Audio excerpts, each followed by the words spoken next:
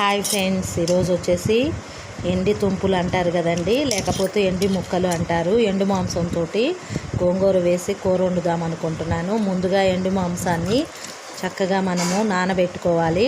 ఇవి బాగా నానాక కట్ చేసుకొని కూర వండుకుందాం. గోంగూర వేస్తున్నాను.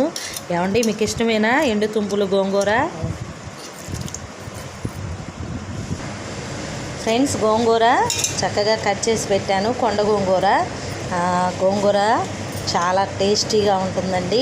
ఆ ఎండు మాంసంలో గోంగూర వేసి వండుకుంటే మీరు కమెంట్ చేసేటప్పుడు ఏమీ అనుకోవద్దు. ఎవరైనా వండుకునే కూర ఇది. ఎండు ముక్కల కూర, ఎండు తుంపులు అంటారు.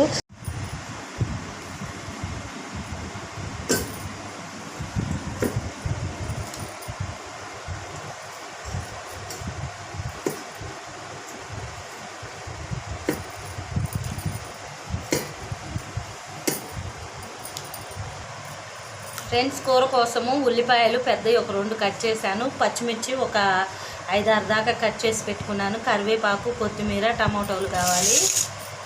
నెక్స్ట్ వచ్చేసరికి ఈ ముక్కల్ని ఈ విధంగా చిన్న చిన్నగా కట్ చేసుకొని వాటర్లో వేసి బాగా నాననివ్వాలి.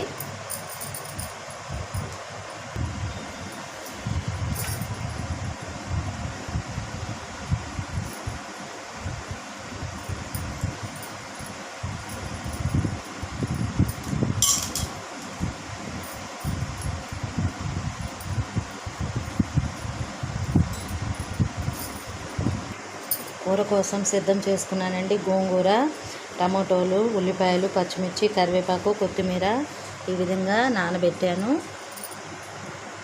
వంటగదిలో చీకటిగా ఉందండి, లైట్ సరిగ్గా లేదు. ఆయిల్ కాగింది. ఇప్పుడు ఉల్లిపాయలు, పచ్చిమిర్చి వేగనిస్తాను.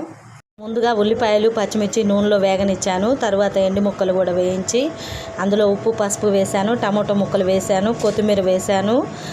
నెక్స్ట్ కారంని యాడ్ చేశానండి. కొంచెం వాటర్ వేసి బాగా ఉడికాక గోంగూర పెట్టి ఉడికించుకుంటే కూర రెడీ అవుతుంది. సూపర్గా ఉంటుంది.